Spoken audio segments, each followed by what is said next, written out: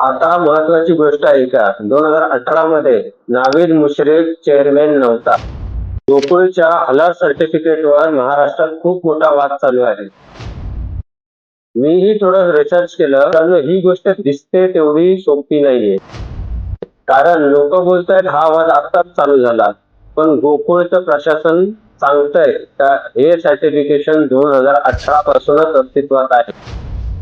त्या काळात महादेव महाडिक बीजेपी आणि पी.एन. पाटील काँग्रेस या दोन गटांचा प्रभाव होता आणि याचा उल्लेख इंडियन एक्सप्रेस मध्ये आहे.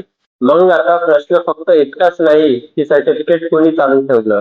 प्रश्न असा आहे की 2018 मध्ये अप्रूव्ह कोणी केलं, कोणत्या बोर्ड मीटिंग मध्ये निर्णय झाला, अजेंडा कुठे आहे, रिझोल्युशन कुठे आहे. कारण जर सगळं एक्सपोर्ट साठी होतं, नियमानुसार होतं, तर मग जनतेसमोर डॉक्युमेंट्स आणायला कसली भीती.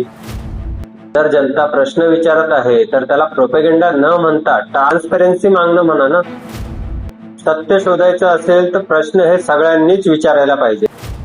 हे हलाल बिलाल चुकीचंच आहे, ह्या विषयावर आपण नंतर डिबेट करू. पण आता सध्या एकच प्रश्न आहे, जनता डॉक्युमेंट मागते हे चुकीचं आहे का? मित्रांनो, मला कमेंट करून नक्की सांगा आणि तुमच्या भावाला फॉलो करायला विसरू नका. जय हिंद, जय महाराष्ट्र.